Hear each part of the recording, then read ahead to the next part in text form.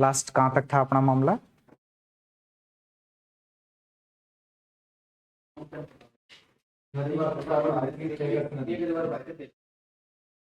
अच्छा, टैगस नदी हो चुका था। टैगस नदी का उद्गम कहां से होता है? जो सेंट्रल कॉर्डिलेरा माउंटेन है, उसी सेंट्रल कॉर्डिलेरा माउंटेन से टैगस नदी का क्या होता है? उद्गम होता है। और यह नदी कहां जाकर के गिरती है? अटलांटिक महासागर में जाकर के गिरती है। किस पठारी क्षेत्र से होकर के यह नदी प्रवाहित होती है? मेसेटा के पठारी क्षेत्र से होकर इस नदी का क्या होता है? प्रवाह होता है। और इस नदी के तट पर किस देश की राजधानी स्थित है? पुर्तगाल की राजधानी लिस्बन हमें देखने को मिलती भी है। ठीक है। अच्छा, पुर्तगाल की जो राजधानी लिस्बन है, तो ऐसा कौन सा व्यक्ति था जो पुर्तगाल से आया था, जिसने Bharat Megasthenes, Vasco D gamma, वो कहाँ का निवासी था? पुर्तगाल निवासी था। नीचे एक और लाइन लिख लो फिर। पुर्तगाल निवासी वास्को डी गामा, पुर्तगाल निवासी वास्को डी गामा, पुर्तगाल निवासी वास्को डी गामा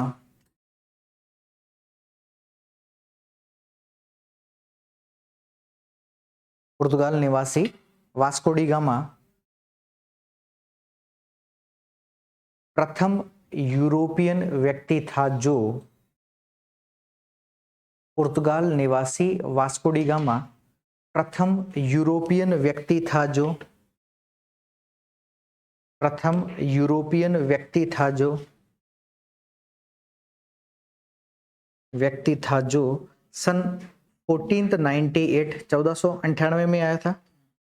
सन 1498 में भारत के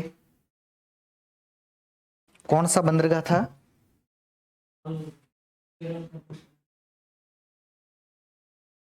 भारत के मालाबार तटीय क्षेत्र में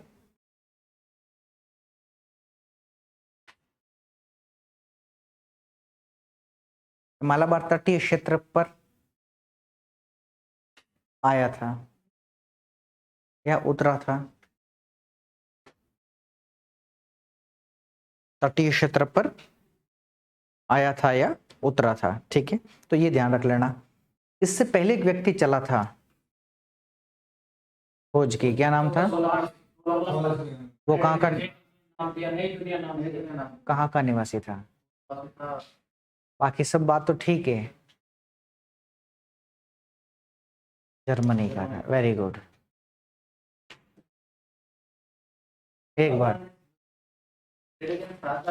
अरे स्पेन निवासी था कोलंबस। पुर्तगाल के जस्ट पास में जो देश है, वो देश का क्या नाम है? स्पेन देश है। तो वो स्पेन निवासी था जिसने भारत की खोज के लिए 1492 में निकला था, लेकिन पहुंच कहां पर गया?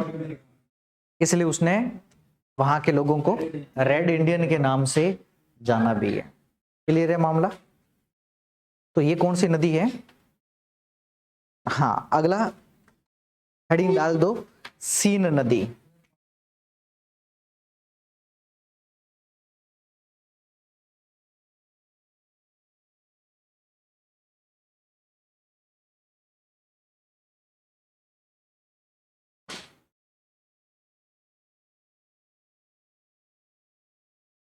Scene river.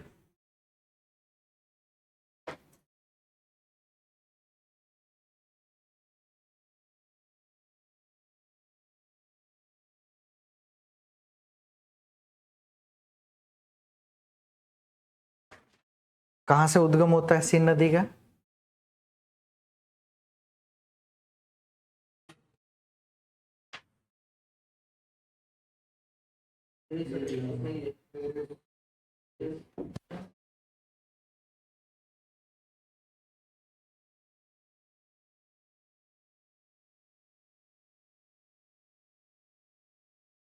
कौन सा माउंटेन है? वॉसजेस माउंटेन। वॉसजेस यहाँ है। अरे पठारी क्षेत्र कल लिखा होगा, कल पठार पढ़े है ना, कल पठारी क्षेत्र पढ़ते समय। हाँ, मैसिव के पठार से इस नदी का क्या होता है, उद्गम होता है। ठीक है, और कहाँ जाकर के गिरती है ये, अटलांटिक महासागर में ये कोई हाँ चैनल है, इंग्लिश चैनल में जाकर के गिरती है। ठीक है, यानी इस नदी का यदि हम उद्गम देखें तो ये कहाँ से उद्गम होती है, मैसिव के पठार से इस नदी का क्या होता है, उद्गम होता है, जो कहाँ जाकर के गिरती है,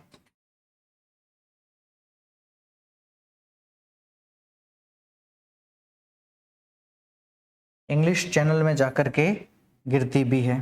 क्लियर है, यही है।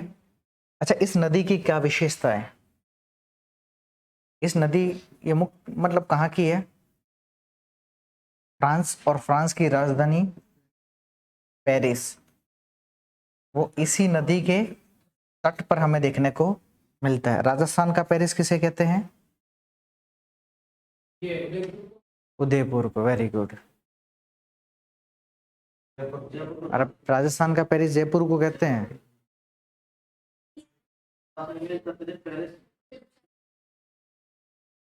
है ना। उदयपुर को वेनिस कहते हैं, ना कि पेरिस कहते हैं। पेरिस किसे कहते हैं, जयपुर को कहते हैं। ठीक है, इस पेरिस का कोई इतिहास में बड़ा महत्व रहा है क्या, जिसे इतिहास में यूटर्न माना जाता है, यूटर्न समझते हो ना, इतिहास इस दिशा में चल रहा था, उसको मोड़ करके इस दिशा में ले आया, यूटर्न मान लेते हैं। यू टर्न नहीं होता, यू टर्न होता है, न्यूटन नहीं बोला, यू टर्न बोला है। बताओ, ऐसा कुछ रहा है क्या। इस पेरिस में एक महल स्थित है और उस महल का नाम है वर्साई का महल।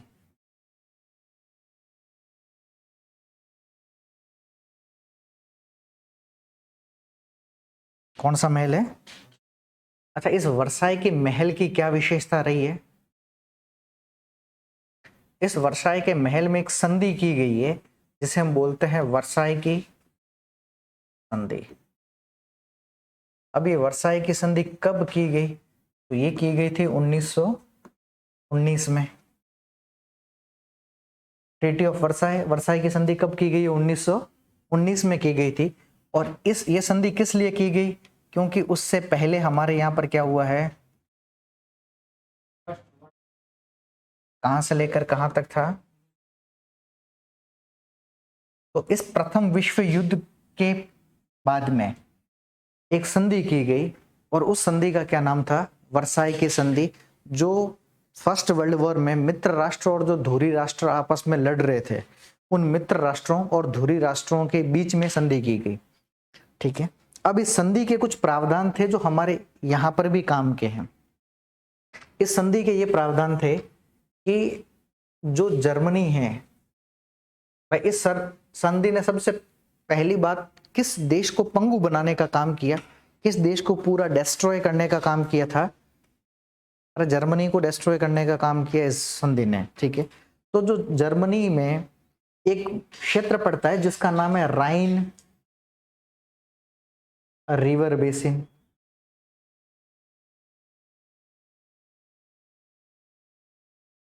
जिसे हम राइन नदी भूमि कह सकते हैं, राइन नदी बेसिन। देख लिया, जहां राइन नदी आपको दिख रही होगी मैप में, पहले भी हम चर्चा कर चुके हैं राइन नदी।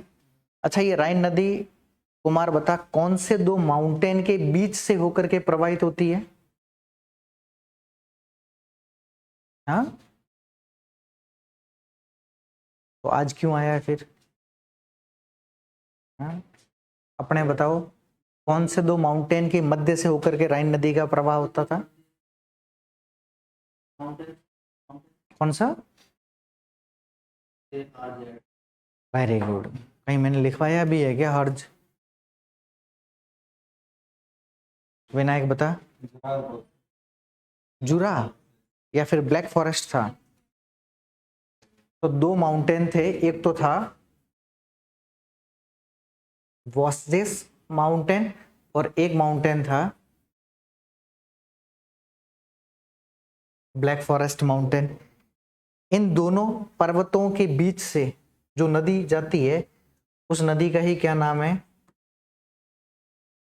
राइन नदी है, राइन रिवर है। अच्छा, ये दोनों पर्वत किस प्रकार के माउंटेन्स के एग्जाम्पल थे? कौन से थे? ब्लॉक माउंटेन के, भ्रंश पर्वत के। कई बार सवाल पूछेगा कि वॉस्जेस और ब्लैक फॉरेस्ट किस प्रकार के पर्वतीय क्षेत्र हैं? ब्लॉक माउंटेन है, ठीक है। तो वर्साई की संधि किस लिए की गई थी? तो फर्स्ट वर्ल्ड वॉर में जो मित्र और धुरी राष्ट्र थे उन राष्ट्रों के लिए संधि की गई। वो संधि का क्या नाम था? इस वर्साई की संधि ने जिस एक राष्ट्र को पंगु बनाने का काम किया वो राष्ट्र कौन सा था? जर्मनी था। और जर्मनी का कौन सा भूभाग इस संधि के द्वारा फ्रांस को मिल गया? यानी ये राइन नदी भूमि जर्मनी का है और इस राइन नदी भूमि पर किसका अधिकार हो गया? फ्रांस का अधिकार हो गया। क्योंकि फ्रांस, इंग्लैंड, अमेरिका ये सारे के सारे एक ही खेमे में थे, तो अधिकार किसका हो गया? फ्रांस का। तो ये राइन नदी भूमि क्यों फेमस है? जो फ्रांस ने अपने नियंत्रण में ले ली। भाई कोई तो कारण होगा। भाई मुझे कोई कह दे कि भाई साहब आपको मैं जमीन दे रहा हूं जयपुर में, ठीक है, और मैं आपको जमीन जयपुर में एक ऐसी जगह दूं जहां पर कुछ नहीं हो, है ना। ये जो द्रव्यवती रिवर प्रोजेक्ट है, इस द्रव्यवती रिवर प्रोजेक्ट के जस्ट एक कोने में इतना एक खोपचा बचा हुआ है, वहां मैं आपको जमीन देना चाहता हूं। तो मैं भी सोचूंगा कि ले कि नहीं ले। कहेंगे ले सकता हूँ क्या? मतलब अभी तो पैसे नहीं है तो मैं तो ले ही सकता हूँ, और पैसे होते तो नहीं। और एक कोई दूसरा मुझे आके कहे कि भाई साहब एक जमीन दे रहा हूँ आपको रिद्धि सिद्धि चौराहे पे, जो है ना वो सोडानी स्वीट्स, वो आगे सोडानी स्वीट्स वाली, और रिद्धि सिद्धि जो सर्किल वाली, और जो वो बिल्डिंग है कोने वाली, है ना, वो एल सर्किल वाली, बस वही आपको दे रहा हूँ। तो क्या करूंगा मैं सोचूंगा बढ़िया कोचिंग खोलूंगा, मार्केटिंग ठीक ठाक करूंगा, छोरे ठीक आएंगे, तो वहां तो लूंगा। क्यों? क्योंकि उसकी इकोनॉमिकल वैल्यू ज्यादा है। इस राइन नदी भूमि की भी इकोनॉमिकल वैल्यूज हमें ज्यादा देखने को मिलती है, क्योंकि यह एरिया इसके लिए फेमस है, कोयले के लिए फेमस है, और साथ में आयरन और। आयरन और का मतलब है लोह अयस्क। आयरन और का क्या मतलब है? लोह अयस्क। तो ये राइन नदी भूमि किस लिए फेमस है? कोयले के लिए भी फेमस है और लोह अयस्क के लिए भी फेमस है। अगर कोई भूमि कोयले और लोह अयस्क के लिए फेमस होगी तो यहां पर किस प्रकार के उद्योगों को लगाया जाएगा? आयरन इंडस्ट्री या स्टील प्लांट? भाई लोह इस्पात उद्योग लगाओगे ना? नहीं, आयरन इंडस्ट्री को भाई किसी एक उद्योग को स्थापित करने में चाहिए क्या? Raw material. तो रॉ मटेरियल क्या है? उसको एनर्जी के लिए क्या चाहिए? वो भी क्या है? तो दोनों चीजों के कारण कौन सी इंडस्ट्री को लगाओगे? लौह इस्पात उद्योगों को हम लगाएंगे। और इन्हीं लौह इस्पात उद्योगों को लगाने के कारण, या यहाँ पर इतना सक्षम चीजें होने के कारण, इस क्षेत्र के लिए एक शब्द यूज किया जाता है इन दोनों के कारण, कि इस राइन नदी भूमि को हम लोग क्या कहते हैं? एक शब्द, या तो रूहर प्रदेश, या फिर कहीं बार इसे रूर प्रदेश भी लिखते हैं। तो अगर कोई पूछे कि रूहर स्टेट या रूर प्रदेश विश्व में किसे कहा जाता है? राइन नदी भूमि को। विश्व में ऐसे जो जो स्थान जहां पर कोयला भी है वहां पर लौह अयस्क भी है, और उस कोयले और लौह अयस्क के कारण, किसके कारण?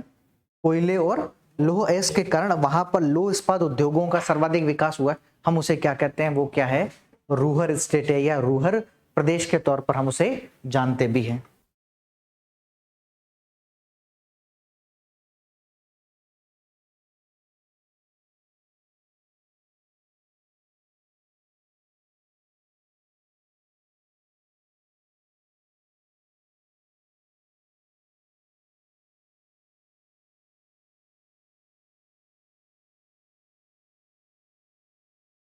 तो उसे हम क्या बोलते हैं? रूहर स्टेट की। वो रूहर प्रदेश नहीं है, वो रोही के मैदान वगैरह हम यूज करते हैं।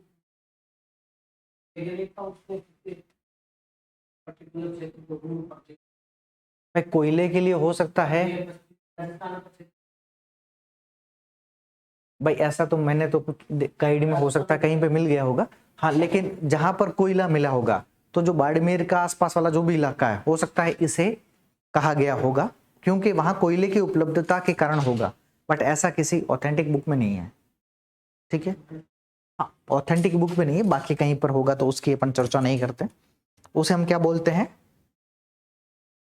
अब अगर सवाल ये पूछता है कि भारत का रूहर प्रदेश किसे कहा जाता है, भारत का रूहर प्रदेश हम किसे कहते हैं, या भारत का रूर स्टेट हम किसे कहते हैं, तो हम बात करेंगे एक नदी बेसिन के आगे जिसका नाम है दामोदर नदी बेसिन। और ये दामोदर नदी बेसिन में भारत में किसके लिए फेमस है, दो कामों के लिए बहुत बड़ी फेमस है। पहला तो इस नदी बेसिन से हमें क्या मिलता है, कोयला, और दूसरा इस नदी बेसिन से हमें क्या मिलता है, लौह अयस्क। तो कोयला और लौह अयस्क दोनों मिल गए, उद्योग कौन सा लगाओगे, लौह इस्पात उद्योगों को क्या करोगे, स्थापित करोगे। ठीक है, और लौह इस्पात उद्योगों को स्थापित करने के कारण इस क्षेत्र को हम लोग कहते हैं कि यह भारत का क्या कहलाता है, रूहर प्रदेश के तौर पर जानते हैं, या भारत के रूर स्टेट के तौर पर हम इसे जानते भी हैं। क्लियर है। वर्साई की संधि कब की गई, 1919 में की गई। तो किसके लिए फेमस थी, अरे फर्स्ट वर्ल्ड वॉर के बाद में की गई क्या थी, संधि थी। फर्स्ट वर्ल्ड वॉर कब स्टार्ट होता है, 14 में, समाप्त कब होता है, 18 में। इसके बाद में ट्रीटी की गई, ट्रीटी ऑफ वर्साई। इस वर्साई की संधि का प्रावधान था कि इसने जर्मनी का जो राइन नदी भूमि है उस राइन नदी भूमि को अपने नियंत्रण में ले लिया।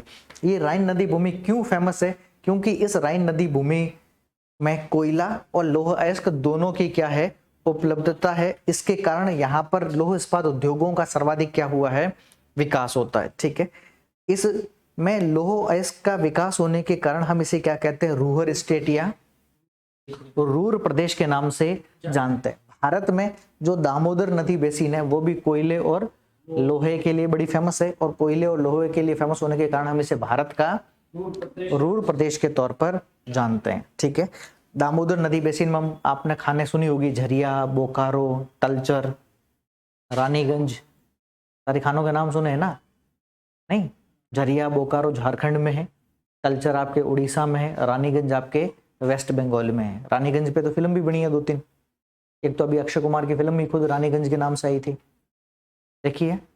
नहीं है तो देखना, वो कोयले के ऊपर ही बनी गई क्या है, पूरी की पूरी फिल्म है, उस कोल माइन के बारे में ही बताया गया। एक आपने फिल्म देखी होगी गुंडे, देखिए, तो उसके ऊपर, हाँ वो तो तगड़ी तो है, लेकिन उसके ऊपर जब भी वो कोयला चोरी करते दिखाता है ना, उसके ऊपर लिखा हुआ मिलता है रानीगंज कोल माइन। वो नहीं पढ़ा होगा अपन लोगों ने, पढ़ लिया था, हाँ कोई बात नहीं, तो वो वहीं से कोयले के लिए फेमस है। ठीक है, तो दो चीजें ये हैं। एक और चीज क्या थी, इसी मतलब वर्साई की संधि का प्रावधान क्या था कि इस फ्रांस की एक सेना की टुकड़ी कहां पर रहेगी, जर्मनी की राजधानी, अरे बर्लिन, जर्मनी की राजधानी कौन सी है, तो एक फ्रांस के सेना की टुकड़ी कहां पर रहेगी, बर्लिन में रहेगी। लेकिन उस सेना की टुकड़ी का खर्च कौन देगा, जर्मनी देगा। जैसे हमारे यहां पर एक संधि की गई थी, इलाहाबाद की संधि 1765 में, 1757 में प्लासी का युद्ध होता है, 1757 में प्लासी का युद्ध, और प्लासी के युद्ध में अंग्रेजों की विजय होती है ना। लॉर्ड वेलेस्ली करके एक व्यक्ति होता है, उस लॉर्ड वेलेस्ली की कूटनीति ने उस 1757 की संधि, मतलब 1757 के उस प्लासी के युद्ध में अंग्रेजों की क्या की, विजय की। तो ऐसा माना जाता है कि वह विजय लॉर्ड वेलेस्ली की कूटनीतिक चाल थी, ना कि अंग्रेजों की वास्तविक जीत। अंग्रेजों ने बोला कि ठीक है अगली बार ट्राई करते हैं, तो 1764 में फिर युद्ध हुआ, उसे हम कहते हैं बक्सर का युद्ध। एक अंग्रेज अधिकारी होता है हेक्टर मुनरो, और उस हेक्टर मुनरो ने 3 व्यक्तियों को एक साथ हराया। एक तो हराया मुगल बादशाह को, एक हराया अवध के नवाब को, एक हराया आपके बंगाल के नवाब को, ठीक है, सिराजुद्दौला जिसे अपन कहते हैं। तो इन तीनों को एक साथ क्या किया, हराया। इन तीनों के हराने के बाद में एक संधि की गई 1765 की, जिसे हम इलाहाबाद की संधि के नाम से जानते हैं। उस इलाहाबाद की संधि के तहत, उसी संधि का यह प्रावधान था कि उस संधि के तहत दरअसल एक सेना की टुकड़ी कहां पर रहेगी, अवध में रहेगी, और उसका खर्चा कौन देगा, अवध देगा। यानी सेना की टुकड़ी किसकी, ब्रिटिश की, रहेगी कहां पर, अवध में। खर्चा कौन देगा, अवध देगा, अवध के नवाब देंगे। इसका मतलब कूटनीतिक चाल ही तो है ना एक प्रकार के। तो फ्रांस ने भी वही नीति अपनाई है यहाँ पर। इस युद्ध के बाद में जर्मनी वैसे ही पंगु हो चुका है। जर्मनी का जो जो इकोनॉमिकल संपन्न एरिया था वो सब किसके पास में चला गया, फ्रांस ने अपने नियंत्रण में ले लिया। और फ्रांस की एक सेना की टुकड़ी जर्मनी की राजधानी बर्लिन में रहने लगी, और इसका खर्चा कौन देगा, जर्मनी देगा। ठीक है, पहली चीज तो ये है। दूसरा, अब अगर मान लीजिए ऐसा कुछ होगा तो जाहिर सी बात है वहां की जनता का शोषण होगा, नहीं होगा। भाई मैं आपको कहता हूं कि आपके घर में मैं शासन करूंगा, ठीक है, उसकी सैलरी मेरे जितने लोग शासन करेंगे उनकी सैलरी आपके घर वाले देंगे, तो जनता का तो शोषण ही होगा। आप जनता का मतलब आपका घर एक समझ लो साम्राज्य, और साम्राज्य में जितने लोग हैं उन सब का क्या होगा, शोषण होगा, मनमानी तो चलेगी ही चलेगी। ठीक है, अब उनमें से अगर कोई एक व्यक्ति ऐसा उभर करके सामने आ जाए, जैसे 2014 में पॉलिटिकल कनेक्टेड करते हैं, मोदी जी ने कहा था कि बहुत हुई कांग्रेस की मार, अब की बार मोदी सरकार। ठीक है, तो 2014 में मोदी जी ने यही बोला था और कहा था कि आप मुझे 70 सालों के बजाय 5 साल दे के देखिए, मैं भारत का नक्शा ही चेंज करके देख लूंगा। ऐसा किया, तो उन्होंने किया भी। जम्मू कश्मीर को 2 यूनियन टेरिटरीज में तोड़ करके बोला कि भारत का नक्शा चेंज करूंगा, तो किया तो सही है ना। अब वो होगा जबकि बात अलग है। अमित शाह जी तो प्रोसेस में हमेशा रहते हैं, 24/7 स्टैंड बाई पे रहते हैं वो तो, है ना। लेकिन मोदी जी ने कहा, वो किया तो सही, भाई नक्शा चेंज करने का बोला, तो हम आज पढ़ते हैं कि पहले जम्मू कश्मीर एक राज्य था, आज यूनियन टेरिटरी अलग अलग भागों में तक अपनी सीमाओं को लेकर चले गए ईरान पार्क में। अच्छा, में फिर उन्होंने विरोध कर दिया कि यूनान को भारत में कैसे दस्ता देगा। तो वो तो अलग अलग लोगों की अलग अलग मेंटेलिटी है। मैप चेंज कर दिया ना। अच्छा, कोई बात नहीं। दूसरा, अपने को ज्यादा इतिहास में नहीं जाना है। दूसरा, अब ऐसा कोई व्यक्ति उभर करके सामने आया तो जनता उसके क्या होगी, फेवर में होगी। और एक ऐसा ही व्यक्ति यहां पर उभर करके सामने आता है, और उस व्यक्ति का नाम था, यहां पर कौन सा देश है, और उसमें एक व्यक्ति उभर करके सामने आता है और हिटलर ने कहा कि बहुत हो गया अत्याचार, एक बार आप मुझे शासन में ला करके देखिए, मैं वर्साई की संधि के प्रावधानों को तोड़ दूंगा। और वर्साई की संधि के प्रावधान है क्या, भाई वर्साई की संधि के प्रावधान क्या, तो प्रावधान तो यही है ना, इन सभी प्रावधानों को क्या कर दूंगा मैं, तोड़ दूंगा, समाप्त कर दूंगा। समाप्त कर दूंगा मतलब वर्साई की संधि के मामले को क्या कर दूंगा, समाप्त करूंगा। और हिटलर जिस विचारधारा के साथ में है, वो विचारधारा कौन सी है, एक डिक्टेटरशिप जिसे अपन कहते हैं ना, तानाशाह, उस तानाशाही विचारधारा के साथ में है। ठीक है, इधर 2-3 देश बैठे हैं, ऊपर कौन बैठा है, नीचे की तरफ में है, इधर इन सभी के गॉडफादर। फर्स्ट वर्ल्ड वॉर के बाद में अमेरिका शक्ति का केंद्र बन करके उभरा। ये सभी लोग जिस विचारधारा के साथ में, वो विचारधारा कौन सी है,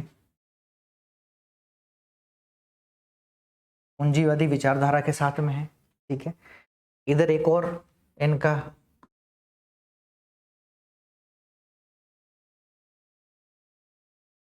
पास में ही है, ज्यादा दूर तो नहीं है।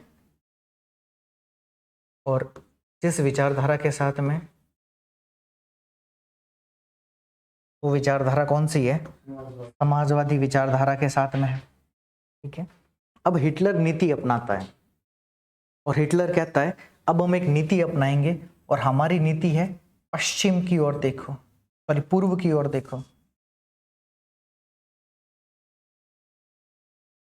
नीति कौन सी है,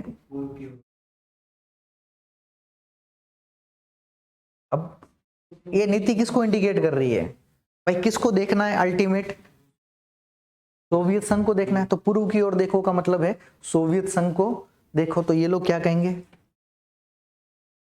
कहेंगे ठीक देख रहा है, देखता जा, अगर कोई कमी रह जाए, कुछ जरूरत पड़े हथियार वथियार वगैरह कुछ सैनिकों की, तो हमें बता देना, हम तेरे क्या रहेंगे, सपोर्ट में रहेंगे, है ना, देखता जा। तो ये लोग इस विचारधारा के साथ में थे। अब व्यक्ति के पास में जब सत्ता आती है ना, हिटलर ने सोवियत संघ की सेनाओं को जो यूराल माउंटेन है, उस यूराल माउंटेन के भी पूर्वी भाग में क्या कर दिया, सेनाओं को खदेड़ने का काम करता गया। तो इसका सीधा सा मतलब है कि जब इस प्रकार की विचारधाराओं के साथ में चलेगा तो कहीं ना कहीं तानाशाह व्यक्ति के पास में शक्ति उभर करके आएगी तो और तानाशाही करेगा। ठीक है, तो एक बार तो वो अच्छे सक्षम हो गया। अब उसने कहा कि बहुत हो गया, पूर्व की ओर देखो। अब अपन विचारधाराओं में थोड़ा सा चेंजिंग करते हैं और विचारधारा बदली कि हम किस ओर देखेंगे। हाँ, बाकी तो सबके ठीक है। बाकी अब की बार विचारधाराओं में हम लोग परिवर्तन करते हैं और हम विचारधारा अपनाएंगे। कहाँ की ओर देखना है हमें? पश्चिम की ओर देखना है। यानी कुल मिलाकर के देखना किसको है, और सबसे पहले किसको देखना है, और देखा भी। और यहाँ का जो क्षेत्र था कौन सा, वो वापस किसके पास आ गया? जर्मनी के पास आ गया। हिटलर अपने बातों में एक और चीज कहता था, ये जो व्यक्ति है ना, उसका ठंडा पड़ा खून खराब हो जाता है। व्यक्ति का ठंडा पड़ा खून क्या हो जाता है? यानी कि आप युद्ध मैदान में जाओ, लड़ाई करो और मारे जाओ, उतना ही काम था।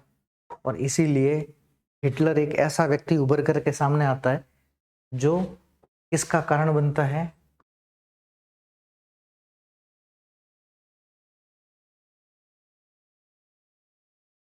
एक सबसे जो इम्पोर्टेंट फैक्टर है ना सेकेंड वर्ल्ड वॉर होने का, वो इम्पोर्टेंट फैक्टर ही कौन है? हिटलर है। यानी एक व्यक्ति ने पूरा का पूरा क्या कर दिया, दूसरा ही युद्ध घोषित करवा दिया। क्यों? क्योंकि इस व्यक्ति ने इन दोनों को ही ले लिया जपेटे में, दोनों को खत्म करने का काम किया और खुद सोचा कि मैं आगे बढ़ जाऊं। तो ये व्यक्ति का मामला बहुत ज्यादा फेमस भी है। तो ये जिस नदी भूमि के साथ में है, वो नदी भूमि हमारी कौन सी है? तब आंसर क्या आएगा, यहाँ पर कौन सी नदी?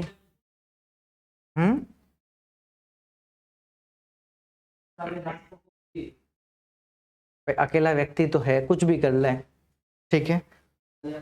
हाँ, तो ये सारा मामला किसका है?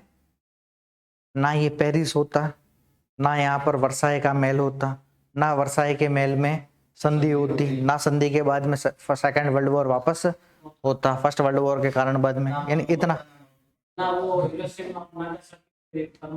हाँ, उतना सारी चीजें नहीं हो सकती थी। ठीक है, कोई बात नहीं, इतनी सारी चीजें हो गई है तो कोई दिक्कत नहीं है। अच्छा, एक और मन में आपके सवाल, आप लोग पढ़े लिखे तो हो, सारे पढ़े लिखे तो हो ना, डिग्रिया विग्रिया तो है आपके पास में। एक मन में और विचार आता है, ऐसे कई बार किताबों में पढ़ते हैं कि यदि गांधी जी नहीं होते तो भारत की जो दो टुकड़े हैं वो नहीं होते। ऐसा मन में विचार आता है ना, कई बार किताबें कहते हैं। तो घर से आज सोचना कि अगर गांधी जी नहीं होते तो क्या भारत और पाकिस्तान जैसे दो राष्ट्र बनते? क्या करोगे इसके बारे में? कल घर से सोच के आओगे, ठीक है। बाकी लिखना है जो चालू कीजिए, लिखिएगा।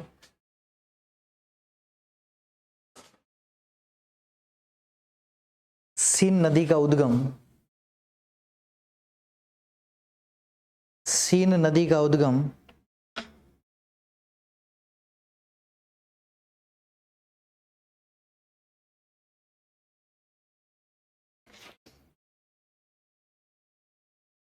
सीन नदी का उद्गम मैसिफ के पठारी क्षेत्र से होता है, जो सीन नदी का उद्गम मैसिफ के पठारी क्षेत्र से होता है, जो मैसिफ के पठारी क्षेत्र से होता है, जो पठारी क्षेत्र से होता है, जो पठारी क्षेत्र से होता है, जो इंग्लिश चैनल में जाकर जो इंग्लिश चैनल में जाकर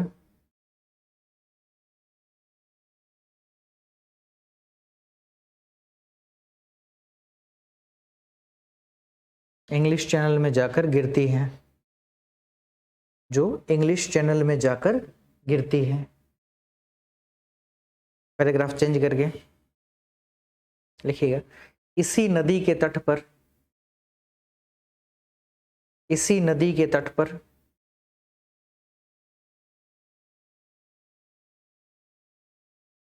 इसी नदी के तट पर फ्रांस की राजधानी, इसी नदी के तट पर फ्रांस की राजधानी पेरिस स्थित है।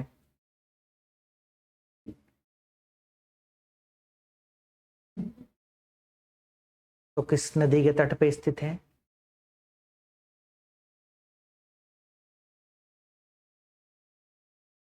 मैंने तो फ्रांस बोला है, अब मैं बोलूं भारत और आप लिख लो पाकिस्तान, तो मेरी गलती थोड़ी ना उसमें। फ्रांस की राजधानी पेरिस स्थित है, ठीक है। पैराग्राफ चेंज करके लिखिएगा, पेरिस के वर्साई के महल में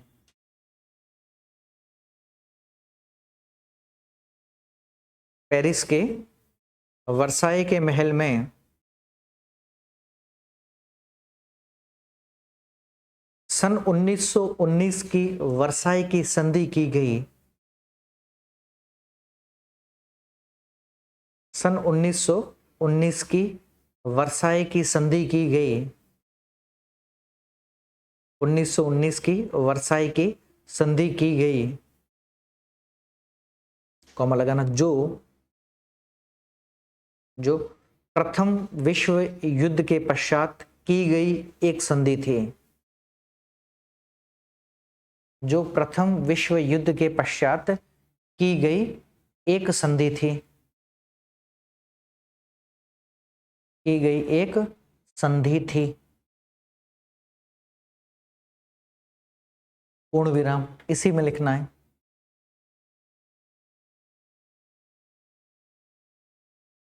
इस संधि के माध्यम से, इस संधि के माध्यम से जर्मनी का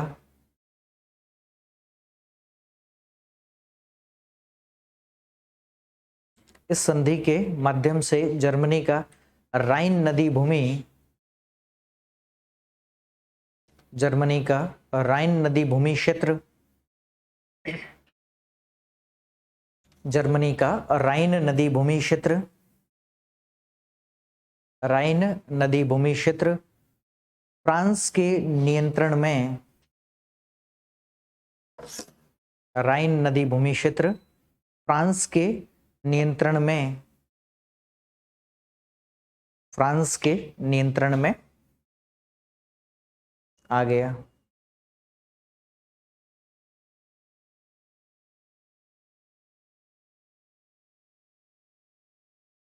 ठीक है, क्लियर है। अब अगली नदी है हमारे पास में, और उस नदी का ही क्या नाम है? राइन नदी। तो अगली हेडिंग डाल दो,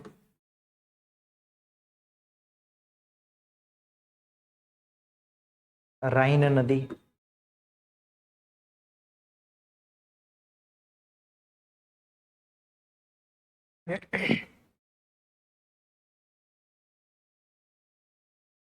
राइन रिवर। अच्छा, इस राइन नदी का उद्गम कहां से होता है? तब हमने देखा था आल्प्स माउंटेन से इसका उद्गम होता है। और यह नदी कहां जाकर के गिरती है? तब आंसर होगा उत्तरी सागर में जाकर के। राइन और रोन नदी दो लिखी होगी हमने कि आल्प्स माउंटेन रीजन से राइन और रोन दो नदियों का क्या होता है, जो कहां जाकर के गिर रही है? नॉर्थ सी में जाकर के गिरती भी है। ठीक है, अब इस नदी की विशेषता अभी अपन देख चुके हैं कि यह नदी कौन से दो पर्वतों के मध्य से होकर के प्रवाहित होती है। तो एक तो वॉस्जेस और एक है ब्लैक फॉरेस्ट इन दोनों माउंटेन के मध्य से होकर के प्रवाहित होती है। इसका मतलब ये नदी कैसी है? Rift valley. इसका मतलब है भ्रंश घाटी। भ्रंश घाटी में प्रवाहित होने वाली क्या है? एक महत्वपूर्ण नदी है। ठीक है, लिखिएगा पहले इसमें राइन नदी लिखिएगा। इस नदी का उद्गम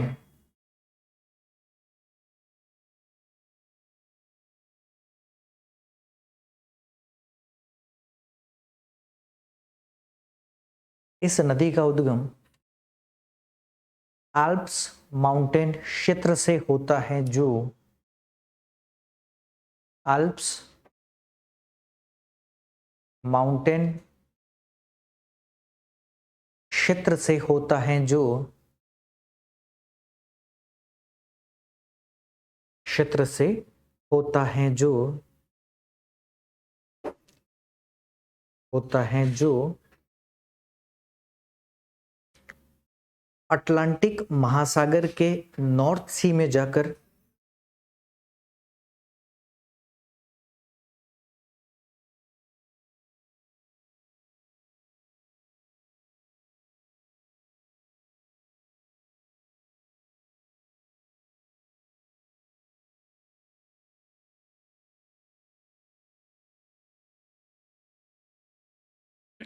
क्या लिखा? अटलांटिक महासागर के नॉर्थ सी में जाकर गिरती है, यानी उत्तरी सागर में जाकर गिरती है।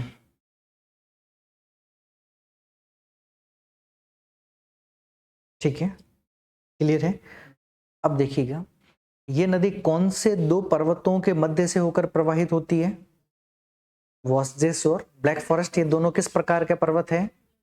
ब्लॉक माउंटेन के उदाहरण है, अर्थात यह नदी भ्रंश घाटी में प्रवाहित होने वाली क्या है? एक नदी है। पैराग्राफ चेंज करके लिखिएगा, यह नदी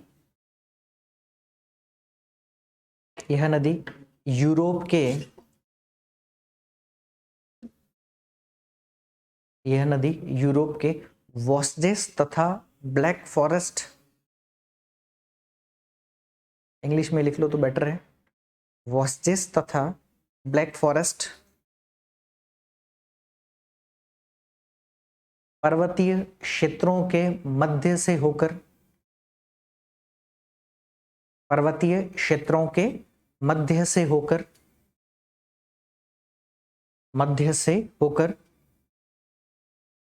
प्रवाहित होती हैं,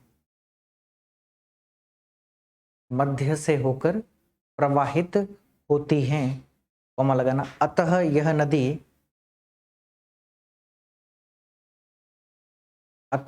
नदी भ्रंश घाटी में प्रवाहित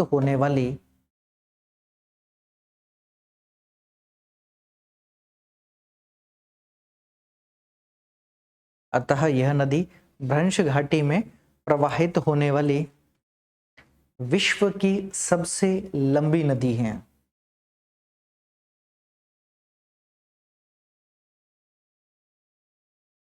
विश्व की सबसे लंबी नदी है। तब आंसर क्या होगा? राइन नदी है। ठीक है, अब एक सवाल नीचे लिखिएगा,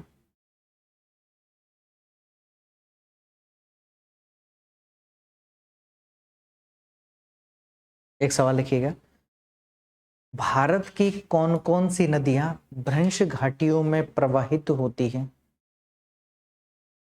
भारत की कौन कौन सी नदियां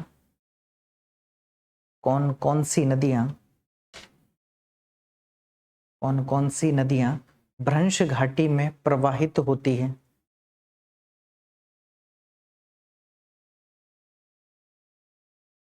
भ्रंश घाटी में प्रवाहित होती हैं। आंसर क्या होगा? और 5-6 लाइन छोड़िएगा और घर से आंसर सोच के लिख के नहीं लाना है, लिखवाऊंगा तो मैं, लेकिन आपको क्या करना है? हाँ, पीछे की तरफ लिख लेना, सोच के लाना है। ठीक है, किसी से भी कल पूछा जा सकता है कि कौन सी नदियां हैं जो भारत में ब्रज घाटी में क्या होती है, प्रवाहित होती है। क्लियर है? मैं सिर्फ ये ना पूछूंगा कि नदी कौन सी घाटी में प्रवाहित, ये भी पूछ सकता हूँ कहाँ से उद्गम होती है, कहाँ जाकर के गिरती है। मतलब उस नदियों के बारे में ईच एंड एवरी जितनी भी जानकारी है, तमाम जानकारी आपको याद होनी चाहिए। क्लियर है? Very good. फिर तो ये नदी कौन सी है? राइन नदी है। अब इस राइन नदी की एक सहायक नदी है जिसका नाम है रूर नदी। रूर, ठीक है, पैराग्राफ चेंज करके लिखिएगा। वो तो इसी से उद्गम होती है, वो सहायक नदी थोड़ी ना है, अलग उद्गम होती है ना वो तो। हाँ ठीक है, पैराग्राफ चेंज करके लिखिएगा। राइन नदी की सहायक नदी 5 7 8 10 छोड़ दोगे? हाँ छोड़ दो, क्या फर्क पड़ता है। राइन नदी की सहायक नदी कौन सी नदी है? रूर।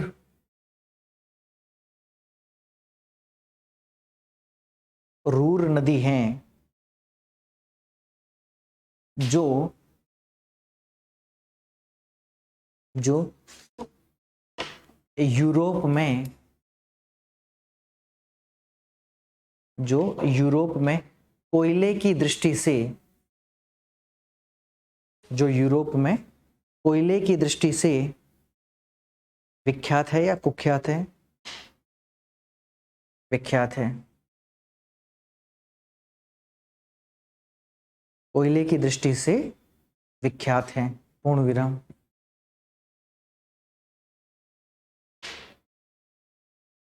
ठीक है, अब ये नदी कोयले के लिए फेमस है, तो ये राइन नदी भूमि क्षेत्र किसके लिए फेमस होगा? कोयला भी हो गया, और हाँ, इसीलिए इस राइन नदी भूमि, राइन रिवर बेसिन को हम लोग क्या कहते हैं? रूर प्रदेश या रूहर स्टेट के नाम से जानते भी हैं। ठीक है, पैराग्राफ चेंज करके लिखिएगा, नोट लगा देना।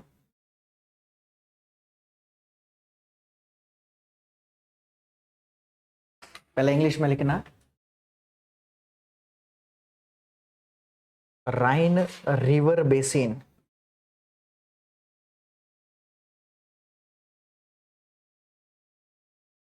राइन रिवर बेसिन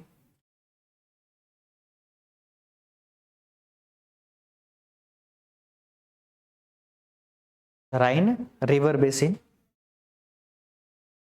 किसके लिए फेमस है? देखिएगा, राइन रिवर बेसिन यूरोप में, राइन रिवर बेसिन यूरोप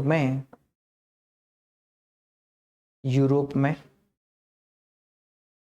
लौह अयस्क तथा कोयले के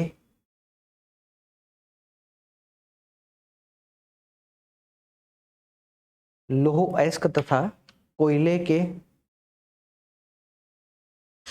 भंडारण एवं उत्पादन की दृष्टि से, लौह अयस्क तथा कोयले के भंडारण एवं उत्पादन की दृष्टि से,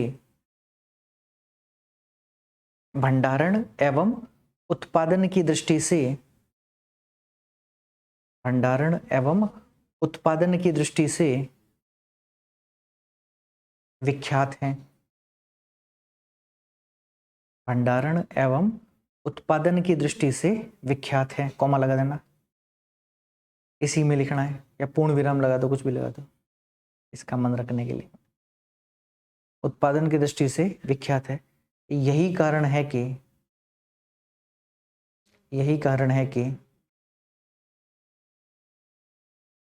इस नदी बेसिन में, इस नदी बेसिन का मतलब राइन रिवर बेसिन में, यही कारण है कि इस नदी बेसिन में, यही कारण है कि इस नदी बेसिन में क्या है? अरे, लौह इस्पात उद्योगों का सर्वाधिक विकास हुआ है। यही कारण है कि इस नदी बेसिन में लौह इस्पात उद्योगों का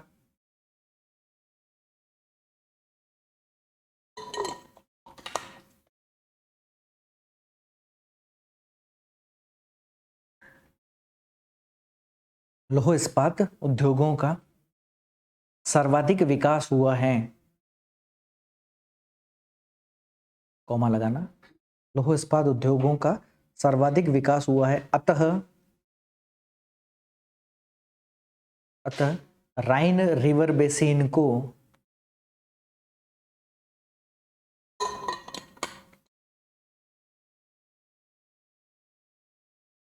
अतः राइन रिवर बेसिन को क्या कहा जाता है?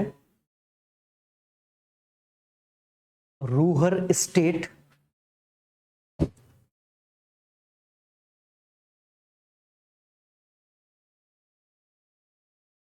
रूहर स्टेट ब्रैकेट में लिखिएगा, रूहर ऑब्लिक रूर प्रदेश,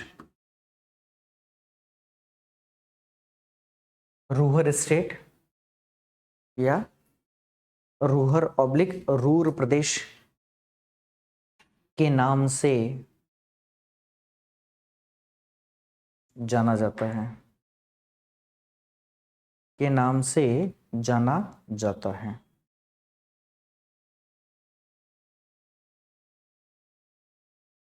जाना जाता है, ठीक है। तो रूहर स्टेट किसे कहते हैं हम लोग? राइन रिवर बेसिन को हम रूहर स्टेट के नाम से जानते भी हैं। क्लियर है मामला? दिक्कत में कोई कमी नहीं? अच्छा, तो भारत का रूहर स्टेट किसे कहते हैं? दामोदर रिवर बेसिन को कहते हैं। अगला नोट लगा के लिखिएगा, दामोदर नदी बेसिन में या दामोदर नदी बेसिन को, अब बाकी रामायण लिखने की तो कोई जरूरत नहीं है, क्यों कहते हैं दामोदर नदी बेसिन को? दामोदर नदी बेसिन को भारत का रूहर स्टेट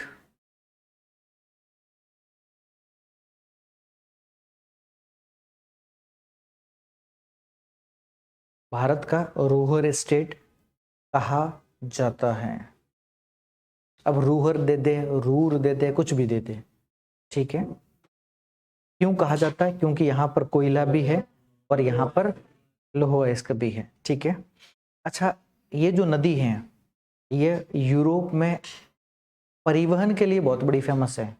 परिवहन का मतलब ट्रांसपोर्टेशन के लिए, मतलब इनलैंड ट्रांसपोर्टेशन। भाई परिवहन तो एक तो होता है समुद्रों में, ठीक है, एक होता है नदियों के माध्यम से परिवहन करना। तो ये किस लिए फेमस है? अंतः स्थलीय मतलब परिवहन के लिए, यानी इनलैंड ट्रांसपोर्टेशन सिस्टम के लिए बहुत ज्यादा क्या है, फेमस भी है। और इस नदी क्षेत्र में सबसे ज्यादा कोयला लेके आया जाया जाता है। ज्यादा चीज क्या आ जा रही है? कोयला आ जा रहा है। तो इसलिए हम इसे काली नदी के रूप में भी जानते हैं, ठीक है। पैराग्राफ चेंज करके लिखिएगा,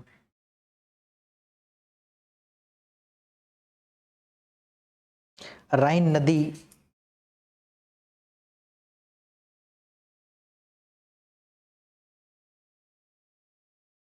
राइन नदी में बहुत अधिक मात्रा में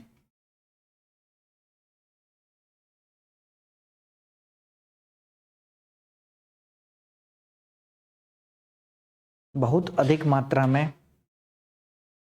कोयले का बहुत अधिक मात्रा में कोयले का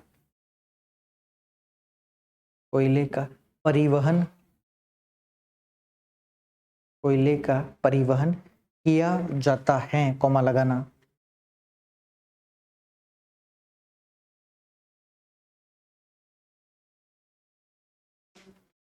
अधिक मात्रा में कोयले का परिवहन किया जाता है।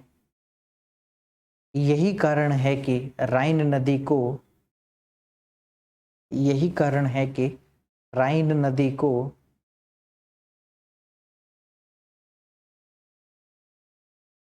इन्वर्टेड कॉमा में लिखना, काली नदी इन्वर्टेड कॉमा बंद,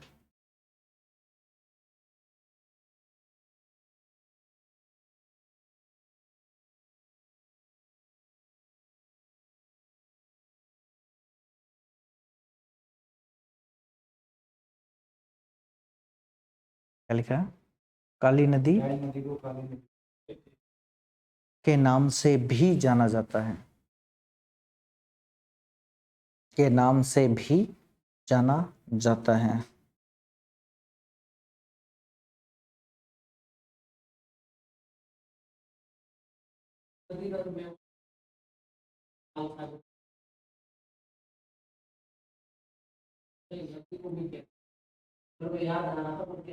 लेकिन नदी में कोई शैवाल वेवाल थोड़ी ना है। हाँ तो वो तो कोयले के ट्रांसपोर्टेशन सिस्टम के लिए है। वहां तो अपन शैवाल की बात कर रहे थे कि वहां पर रेड अलगी जो पाई जाती है, उस रेड अलगी के कारण हम उसे रेड सी के नाम से जानते हैं। ठीक है, तो यहाँ तो कोई ऐसी अलगी वलगी का तो मामला है नहीं। ठीक है, अब एक और चीज देखना, ये नदी है ना, ये उद्गम तो कहाँ से होती है? आल्प्स माउंटेन से उद्गम होती है। और आल्प्स माउंटेन से उद्गम होने के बाद में यह नदी दरअसल कहाँ जाकर में डेल्टा बनाती है? तो नॉर्थ सी में जाकर के डेल्टा बनाती है। लेकिन एक और विशेषता है इससे पहले कि यह नदी दरअसल एक देश है जिसका नाम है नीदरलैंड।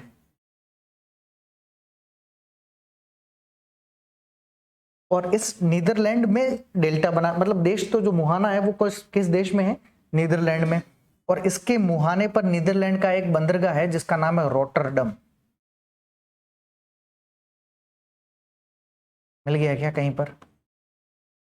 मैप में देखिएगा, पॉलिटिकल मैप में मिल जाएगा रोटरडम पोर्ट,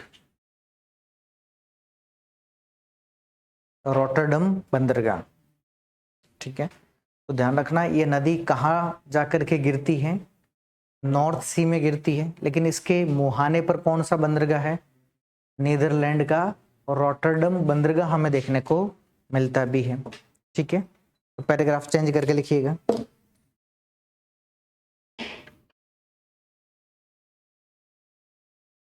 राइन नदी, राइन नदी नीदरलैंड के, राइन नदी नीदरलैंड के रोटरडम बंदरगाह के समीप, नीदरलैंड के रोटरडम बंदरगाह के समीप, नीदरलैंड के रोटरडम बंदरगाह के समीप उत्तरी सागर में, रोटरडम बंदरगाह के समीप उत्तरी सागर में, उत्तरी सागर में डेल्टा बनाते हुए गिरती हैं।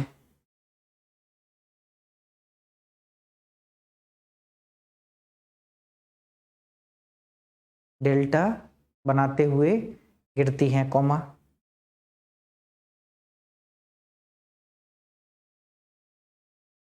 अतः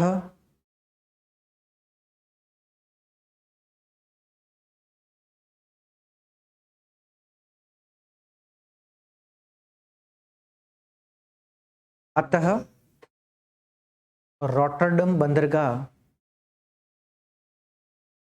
अतः रोटरडम बंदरगाह यूरोप का सबसे व्यस्ततम बंदरगाह है।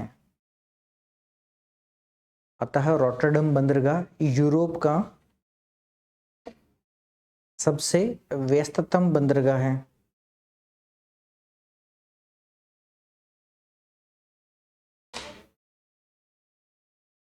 सबसे व्यस्ततम, बिजिएस्ट।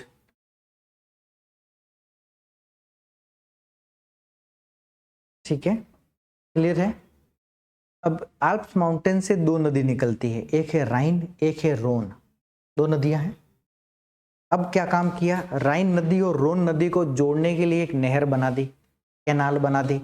और उस कैनाल के माध्यम से भी हम क्या करते हैं?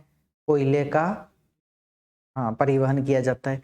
इसलिए जो राइन रोन का जो सिस्टम है, यह अंतःस्थलीय जो ट्रांसपोर्टेशन से परिवहन के लिए विश्व विख्यात है। वर्ल्ड में सबसे ज्यादा क्या है? फेमस भी है। ठीक है, नोट करके लिखिएगा।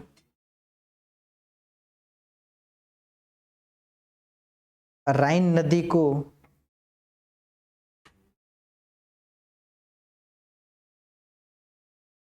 राइन नदी को एक नहर के माध्यम से, राइन नदी को एक नहर के माध्यम से, एक नहर के माध्यम से रोन नदी, RHONA, RHONA, रोन नदी से जोड़ा गया है, कॉमा लगाना।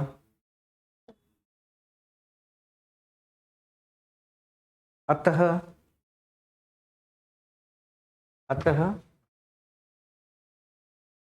राइन डैश रोन नदी तंत्र,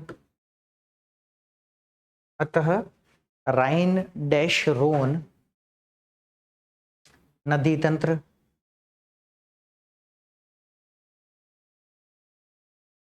राइन डैश रोन नदी तंत्र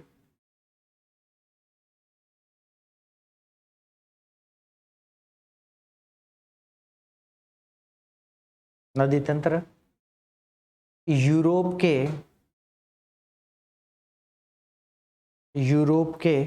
उत्तरी तथा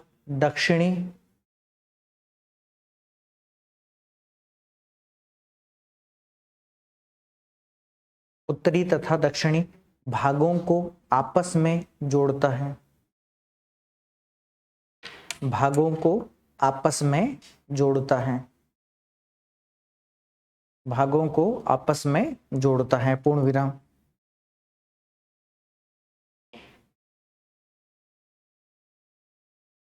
ठीक है, पैराग्राफ चेंज करके लिखिएगा। यह दोनों नदियां मिलकर, पैराग्राफ चेंज करके, यह दोनों नदियां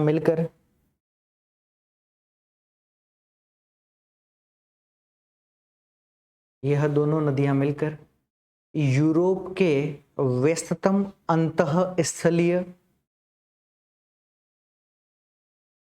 दोनों नदियां मिलकर यूरोप के व्यस्ततम अंतःस्थलीय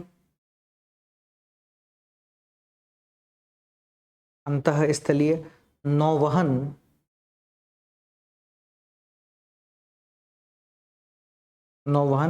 तंत्र का निर्माण करती हैं, नौवहन तंत्र का निर्माण करती हैं।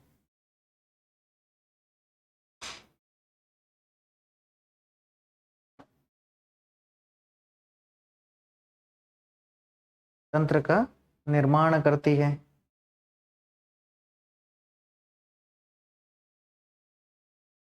अगली नदी है रोन रिवर,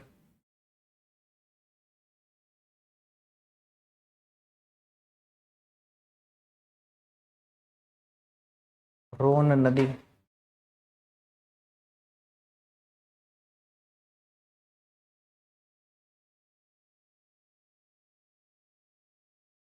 ठीक है। अब मैप में देखते हैं, फिर निकलती तो कहां पर है, हाँ, और गिरती कहां पर है। तब आप कहते हैं कि ये गल्फ ऑफ जो लॉइन है, लॉइंस की खाड़ी में जाकर के गिरती है, ठीक है। किस खाड़ी में जाकर के गिर रही है, लॉइंस की खाड़ी में जाकर के गिरती है। मिल गई होगी, फ्रांस में बहती हुई।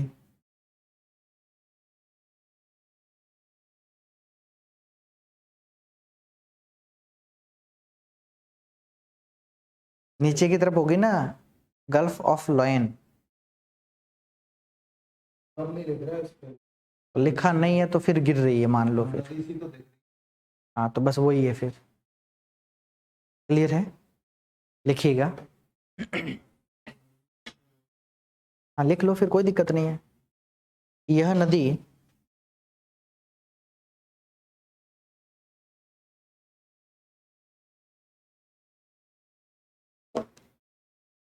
नदी आल्प्स पर्वतीय क्षेत्र से उद्गम होने के पश्चात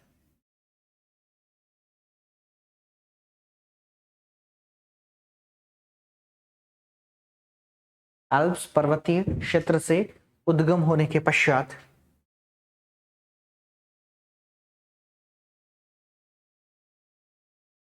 गल्फ ऑफ लॉयन, हिंदी में कहते हैं लॉयंस की खाड़ी,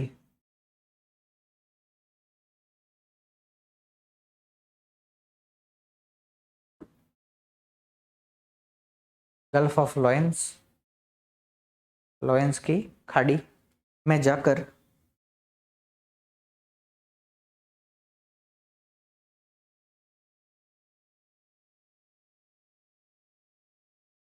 गिरती हैं।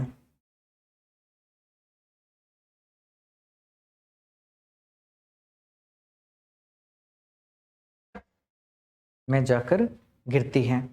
अब इस नदी के तट पर आपको एक फ्रांस का शहर देखने को मिलेगा और उस शहर का क्या नाम है? तो लियोन्स सिटी है। कहीं पर मिल रहा है क्या?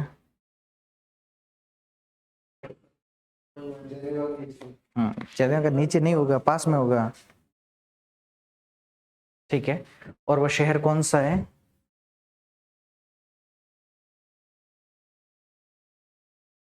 लियोन्स शहर है। किसका है? फ्रांस का। और यह लियोन्स शहर किसके लिए फेमस है? रेशम के लिए बड़ा फेमस है, इसलिए इसे हम रेशम सिटी के नाम से भी, या रेशम शहर के नाम, पूरे वर्ल्ड फेमस में लियोन्स शहर किसके लिए फेमस है? रेशम के लिए वर्ल्ड फेमस शहर है। ठीक है, किस नदी के तट पर है? रोन नदी के तट पर है। किस देश में है? फ्रांस में है। ठीक है, पैराग्राफ चेंज करके नोट लगा के लिखिएगा।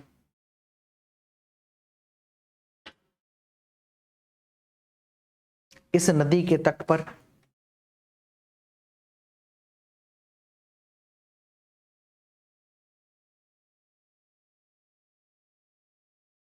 इस नदी के तट पर फ्रांस का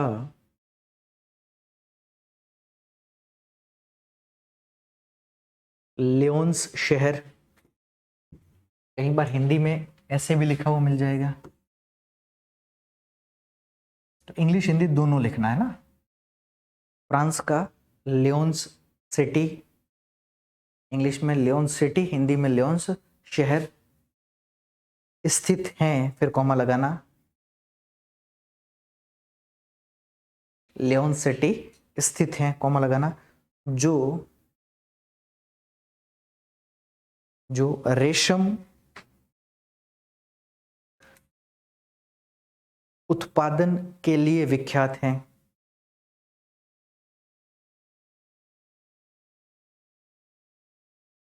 उत्पादन के लिए विख्यात है, कॉमा।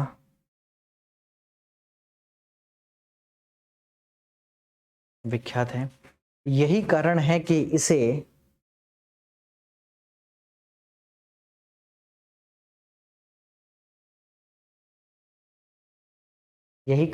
इसे फिर इन्वर्टेड कॉमा में लिखना, विश्व की रेशम राजधानी।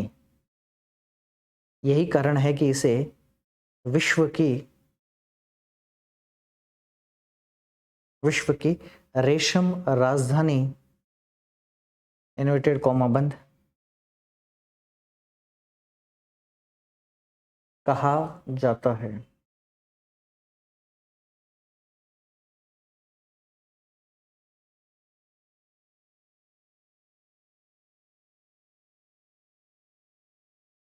ठीक है, तो किसे बोलते हैं? हाँ, ठीक है। अगली नदी है पो रिवर, पो नदी। पो, पी ओ लिखा है ना, बस इतना तो नाम याद रह ही जाएगा। पो रिवर, पो नदी।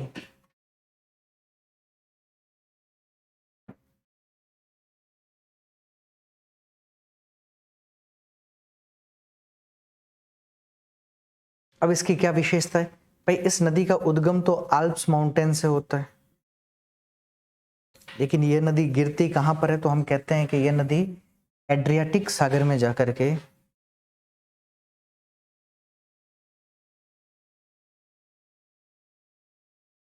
उद्गम कहां से होता है? आल्प्स माउंटेन से। गिर कहां पर जाकर रही है? एड्रियाटिक सागर में जाकर के गिरती है। ठीक है, यह जो नदी क्षेत्र है वो जिसके लिए फेमस है वो है चावल के लिए बड़ा फेमस है। चावल की खेती के लिए पो नदी का क्षेत्र क्या है? बहुत ज्यादा फेमस है। इसी पो नदी को हम क्या बोलते हैं, इटली की गंगा भी कहते हैं कई बार। ठीक है, लिखिएगा।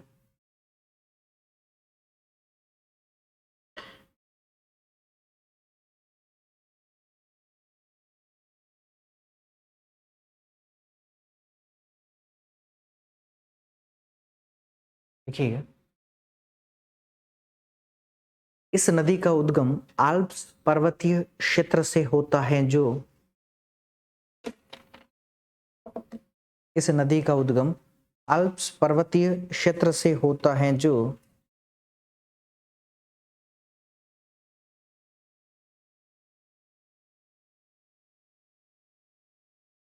आल्प्स पर्वतीय क्षेत्र से होता है, जो एड्रियाटिक सागर में जाकर गिरती है,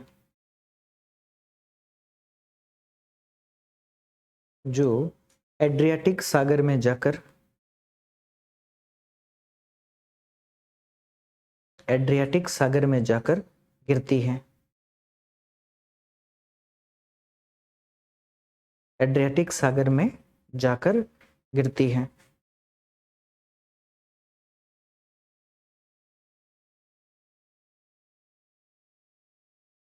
ठीक है, फिर पैराग्राफ चेंज करके लिखिएगा। इस नदी बेसिन के क्षेत्र में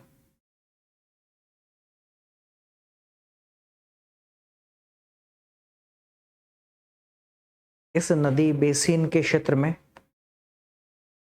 चावल की खेती की जाती है, या यह नदी बेसिन चावल की खेती के लिए विख्यात है।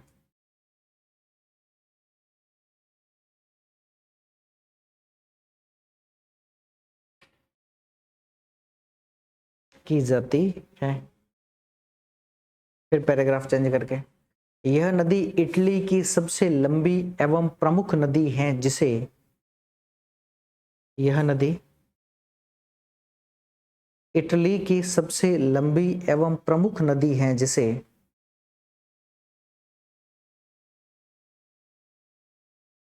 इटली की सबसे लंबी एवं प्रमुख नदी है, जिसे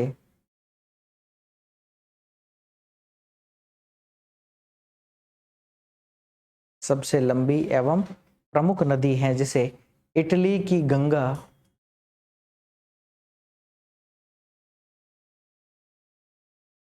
जिसे इटली की गंगा कहा जाता है।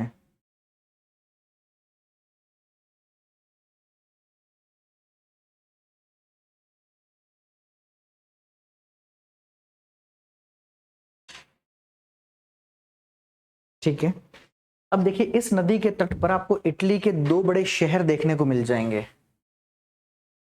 एक शहर है जिसका नाम है ट्यूरिन करके शहर मिलेगा आपको, मिल गया, छांट लो उसको। ट्यूरिन करके शहर होगा, उसमें नहीं मिलेगा, सिटी उसमें मिलेगी पॉलिटिकल मैप में।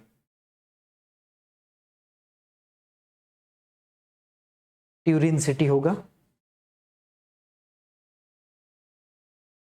मिल गया। एक शहर होगा मिलान, है। जो ट्यूरिन सिटी है वो ऑटोमोबाइल के लिए बड़ा फेमस है, और जो मिलान सिटी है वो वस्त्र उद्योगों के लिए बड़ा फेमस है, फैशन इंडस्ट्री के रूप में उसे जाना जाता है। ठीक है, तो ये सवाल भी पूछता है कि इस, मिल गया, दोनों मिलान और ट्यूरिन मिल गया। तो मिल गया तो नोट करके लिख लो फिर।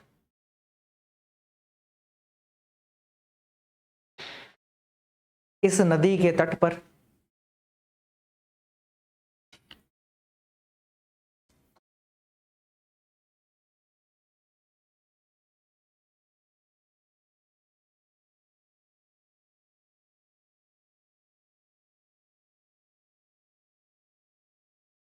इटली का ट्यूरिन शहर, ट्यूरिन सिटी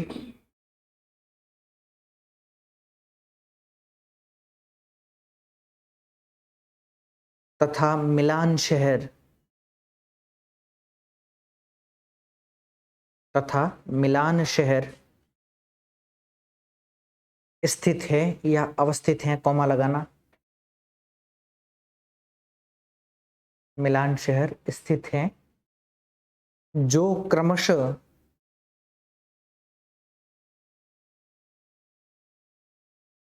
क्रमशः का मतलब जो पहले है वो पहले, दूसरा है वो दूसरा, जो क्रमशः ऑटोमोबाइल तथा AUTO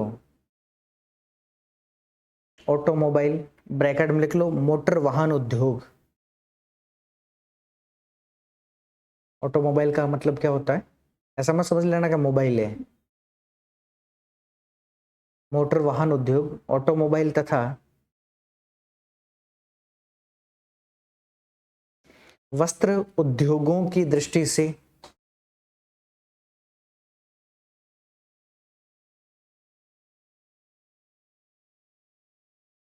वस्त्र उद्योगों की दृष्टि से विश्व विख्यात है।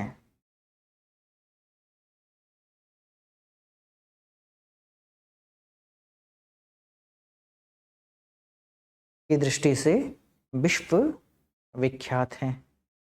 पूर्ण विराम। मामला समाप्त। तो इस नदी का मामला क्या है, समाप्त है। हाँ वो, हाँ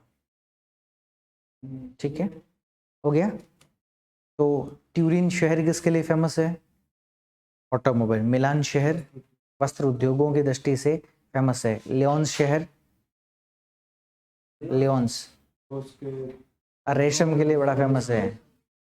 ठीक है, तो कुछ शहर जो जो जिन जिन नदियों के तट पर है वो किसके लिए फेमस है, वो थोड़ा सा ध्यान रखने वाली बात है। कितनी नदियां हो गई, 5 ही हुई है अब तक, 5 कोई ज्यादा हुई होगी। क्रम सही नहीं डाला फिर अपन ने।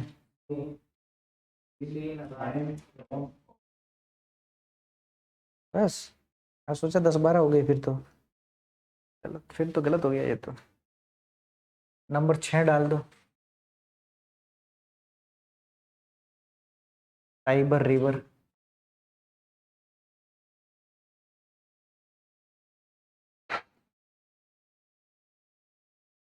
टाइबर नदी,